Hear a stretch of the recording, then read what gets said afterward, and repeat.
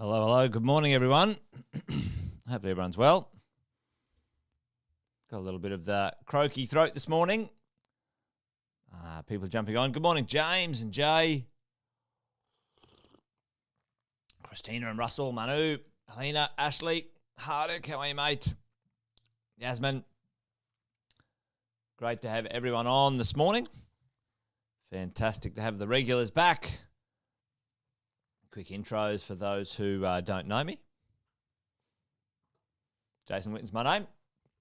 I've been property investing over 20 years, about 22, 23 now, matter of fact, and coaching property investors since 2003 across Australia and New Zealand, helping people build their property portfolios. Go the distance. You guys who are regular know this drill, and if you're new, give us a shout out in the chat. We've got a couple of sayings around here. Buy well, never sell. The idea with real estate is to own it, right? Buying and selling real estate is hard work. That's called trading. That's not investing. We're investors around here. The idea is we want to build a property portfolio for the long term, and we know it's going to take time. It's a marathon, not a sprint. And if you're dropping by for a bit of get rich quick, this ain't the channel for you. So keep moving because property is not a get-rich-quick scheme. Matter of fact, it's a get-rich-slow scheme. Quite slow, matter of fact, 15 to 20 years. Most of us have got to be committed to that, gang. So there you go. Big shout out. There's Heath and Glenn. Good morning. Simon, Nicole. You guys missed us on Friday. You missed me. You missed me and Andy. Well, folks, it was the show day here in the Gold Coast. A funny little day that we had a public holiday where I live. And, took a day off with the kids. Missed you guys too. But, family comes first round here. Hopefully you guys were awesome and well and could entertain yourselves. Andy and I also gave it a miss on Friday. But we'll be back this week, folks, nice and strong. Good to see you guys all jumping on today. So, I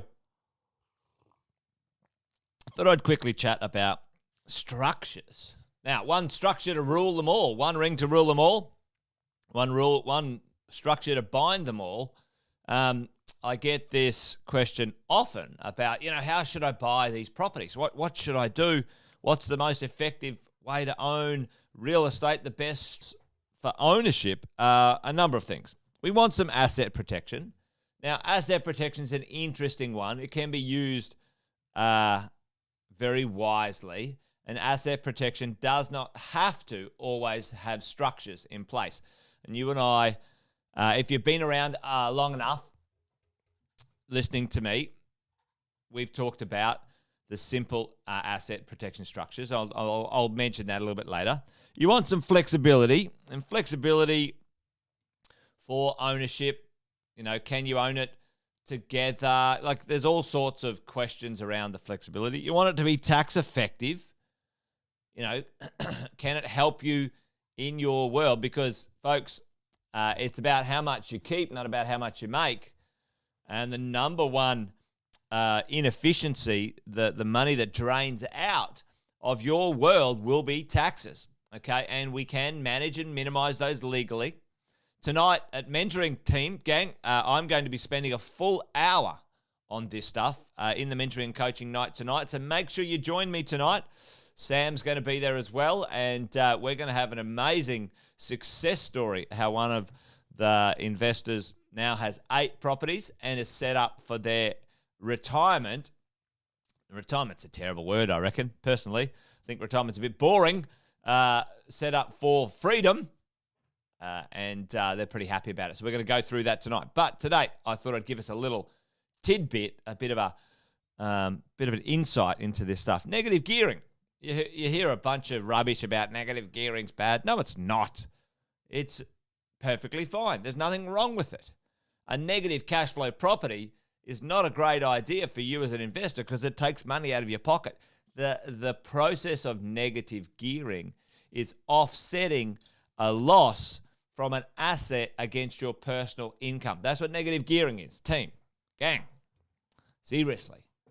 look into these things. Don't get caught up in passing commentary by, I don't know, silly people. I was going to say stupid, but that was probably a bit harsh. Anyway, negative gearing. Negative gearing's perfectly fine. Nothing wrong with it. But don't build your property portfolio based on don't build your cash flow based on the only way it works is with the tax back. Right? If it doesn't work stand alone, then you're going to have some challenges and you got to watch your dollars and cents. But team, gang, every single one of you will need a job unless you've got plenty of cash sitting under the pillow, and I'm sure that's not the case. And negative gearing is going to be good in the short term for you and your property investing. You don't want it to be expensive to manage and run. And you want it to be simple, like not complicated. I don't understand what you're talking about, okay? Now, how can we own things? We can own them as individuals, as that's a terrible drawing of a person, isn't it? Anyway, I think I better get some better art lessons. Anyway, we'll see how we go with this. So you can own them as an individual, a person. Now, the challenge with that is directly the asset protection is a little bit limited. But you guys have heard me talk about the triangle of asset protection for an individual. You've got insurance. You've got a good property manager, along the way. And you can protect yourself with the right lending, okay? That's pretty important to understand. But asset protection in the classic sense of the word is not as readily available to individuals. You got to analyze whether you're at risk or not, okay? And for most of us with a PAYG job working for someone else, the risk is extremely low, and don't get terrified by someone, usually accountants or lawyers, telling you you're going to get sued, okay? Weigh that up, because team, I've met literally tens of thousands of property investors, and I can count on less than one hand how many times I've heard an individual having a legal issue like that, okay? So the risk is low. Flexibility, as an individual, flexibility means can you change the ownership and stuff like that, and can you add ownership without costs? If you go, you bought it as an individual and then your partner joins you later in life and you want to add them to the title, you have to pay stamp duty. So flexibility issues. Tax effective. As an individual, it's very tax effective in most circumstances, but there's some other issues on tax effective transfers, okay? So you kind of got to tick in both boxes. Negative gearing is good, inexpensive, affordable, and simple to run. This is my preference, team, for anyone sitting out there right now, and you're going, okay, well, what would you say, Jason? Actually, that's not going to work, is it? My preference for you as a property investor is this one, okay? It has the best of the bunch for the moment when you're building your property portfolio, if you are a PAYG earner and you're building a property portfolio. Lending is the thing we want in here. So lending with that flexibility, the idea that you need to be, across it when it comes to lending is super, super important, right? Okay, we've got to be able to easily get ourselves a loan when it comes to this stuff. Partnerships. Now, listen, I'm just going to put a big cross in that one for property ownership. I think it's flawed. At the end of the day, there's far better ways to do it, so I'm just going to put it in there. But there are people who have two people without complicated structures. But partnerships, I don't even know why they exist, to be honest. But they're not very good for you as a property investor as we go along. Now, companies and trusts, gang, are quite good for things when you're going to buy and sell. If you're going to renovate and flip, you're going to do a development, you're going to do those sorts of things. This is for active. Actually, you can't see that, can you? This stuff is for, active ownership, okay? Active investment when it comes to adding the value to the real estate. If you're going to buy something and turn it into a duplex and sell both, well, company and trust structures are going to be flexible and they're going to give you some value in that space. The challenge is down the bottom here. They're not great for long-term ownership, well, short to medium-term ownership as property investors. Actually, long-term, in 20 to 25 years, they're better in 25 years to own because you can do income splitting and stuff like this. The challenge is, gang, at the start, if you own properties in a company and trust, you can't lend as much. 80% lending, you can't use the negative gearing against your tax minimization. There's all sorts of reasons at the start that hold you back. But in 20 years, it'd be a more flexible structure. So that's a challenge, right? So you got to weigh that stuff up. For me, you can sort of own it together as a couple, right? Bill and Mary can own together, and in later life, that's flexible too. So it's not perfect, and that's the thing. That's the whole thing with this stuff. It's just never perfect. It's never perfect, and plus it's expensive. It costs you a lot of money. And it's not that simple.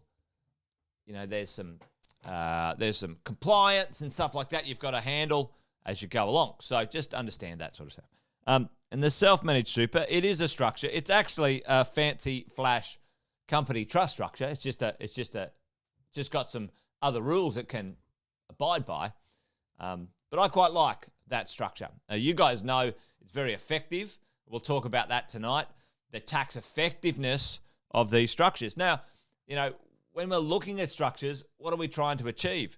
Well, team, we're trying to achieve minimizing our tax. We're trying to achieve minimizing land tax. We're trying to achieve, okay, so number one, minimizing land tax. All right, land tax. Minimizing capital gains tax. Number three, stamp duty if possible. All right, stamp duty. There's a way to minimize stamp duty. And also your PAYG variation, your own personal tax, okay? That's what we're trying to minimize. Those are the four main taxes that you as an individual, now there might be GST, but that's not necessarily effective for buy and hold real estate. But if you have a look up here, how are we going to minimize our taxes by having the right structures in play for land tax, capital gains tax, stamp duty, and PAYG variation? That's the big question as we roll along, right? So for me, for most of you guys out there right now, this would be my choice for individuals. And probably over here, go and chat to your accountant or your financial planner. But those two would probably be very, very useful when it came to minimizing these expenses as you go. So in that sort of stuff. So, so gang, now hopefully that made sense. A little bit of a shorter one today because, team, I'm going to dive into this deeply tonight at mentoring. So make sure you guys come along, okay? And we will get it.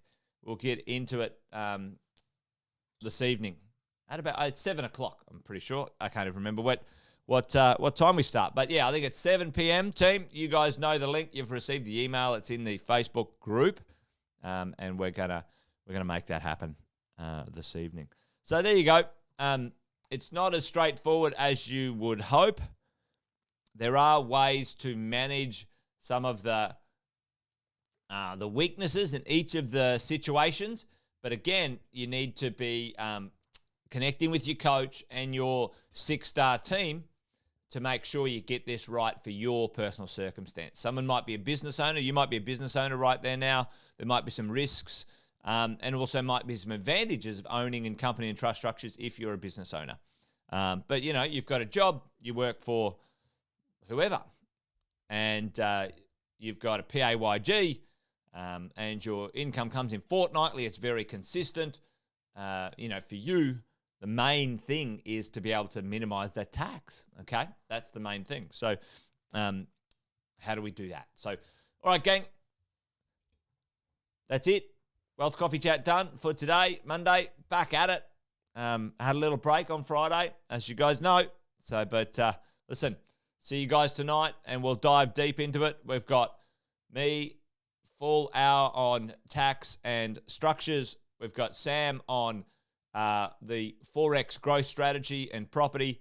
And we have Riley and Laura bringing an amazing success story from one of our clients right now. You guys are going to love it. Make sure you're there. All right, team, that's it. Done and dusted. You guys have an awesome day. Bye for now. See you.